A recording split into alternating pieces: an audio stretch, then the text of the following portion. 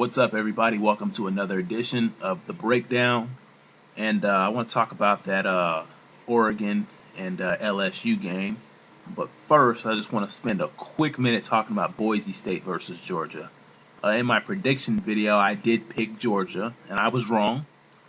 So I can at least step up and say that. But first week, I tend to be, not that I'll be right on all the other weeks, but the first week, you kind of don't know what each team is really going to look like, first game. So, but I was wrong.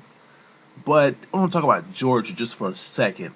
Georgia, you may want to prepare your departing papers for Mark Richt, because I don't think he's going to be around anymore after this year.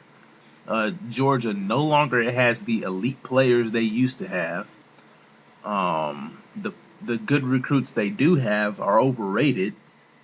Boise's a good team, and Kellen Moore made it look real easy. I mean, he made it look easier than I've probably ever seen him make it look.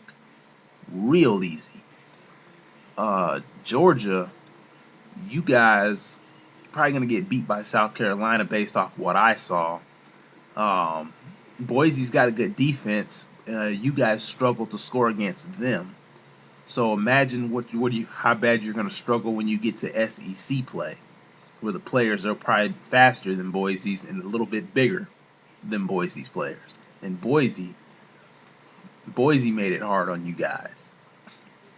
So, like I said, Mark Richt, this is probably his last year. So any of you Georgia fans that like Mark Richt, you better start waving goodbye right now, because Georgia's no longer got the elite players that they used to have, and it is very evident.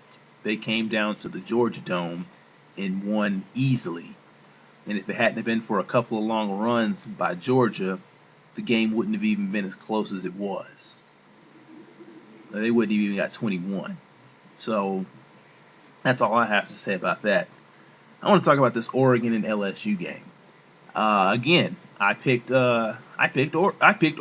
I thought because Jordan Jefferson was out, thought because Russell Shepard was out, and maybe a few other guys, and all of the LSU distractions. I thought Oregon losing to Auburn last year would come in with a chip on its shoulder. Maybe had learned a little bit of a lesson from the Auburn game, and would come in and play a lot better than they did against Auburn. But in this game, I mean, Oregon, first of all, like I said, I picked Oregon, but once again, I was wrong. Oregon, they don't have it. When you look at Oregon, do I expect their offense to go out and score a bunch of points versus good defense? No, I don't. I mean, not a lot of offenses are going to score a lot of points against good defenses. You're always going to be held below your average against a good defense. But, I mean, when Oregon plays against SEC competition, they look inferior. They get manhandled, get thrown around like rag dolls all night, get stuffed in the backfield constantly. They can't even get any passes off. When they do get passes off, the defenders are all over their receivers like white on rice. I mean, and then you look at Oregon's players, and the thing I have to ask myself is do Oregon's players lift weights? I mean, look at their offensive linemen. Their offensive linemen are like high school sized offensive linemen. I mean, their offensive linemen and defensive linemen are not even big. They don't even have any size to them. And then their quarterback looks like he weighs 150 pounds. And their running backs look like they weigh about 160 pounds. I mean, Oregon looks like they do not even lift weights. I mean, whoever's their strength and conditioning coach, he needs to be replaced by another strength and conditioning coach, because it's evident that whoever Oregon's strength and conditioning coach is, his strategy of lifting weights is not to get bigger. He just wants to stay slim so his guys can run fast. But little thing he doesn't know is that you can bulk up and maintain your speed. I mean, LSU's got speed, and they're a lot of SEC teams are big, and they're fast, just as fast, if not faster, than Oregon. So Oregon's strength and conditioning coach needs to be replaced immediately because they don't even lift weights. I mean, it's evident. I mean, I'm just questioning, do these guys lift weights? Boise State's players are bigger than Oregon's players. I mean, if Oregon goes out and scores 50 points again a game in the Pac-10 or the Pac-12, it's going to prove that the Pac-12 is soft. Because that's what Oregon is. Soft. I mean, these guys get thrown around like rag dolls. I'm not looking at necessarily the fact of them not scoring as easily against an SEC team as they would against the Pac-10 team. I'm not expecting that. But at least hold your own on offense. At least stand your ground. Don't get thrown around like rag dolls. I'm never going to pick Oregon again, not versus a team that can play defense. I mean, let's go back, okay?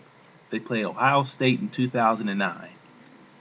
I think they only scored 18, 19 points? 17 points? Played Auburn last year. Scored 19 points?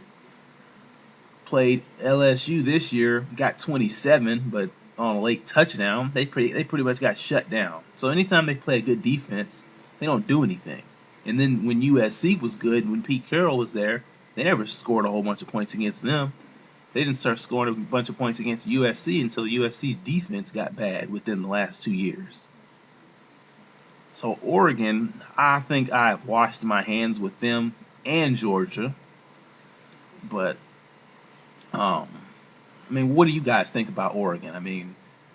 I mean, these guys are, I could go on about the lifting weights issue for hours and hours, but what's it gonna do? I mean, I just don't understand. How can you be a Division I team?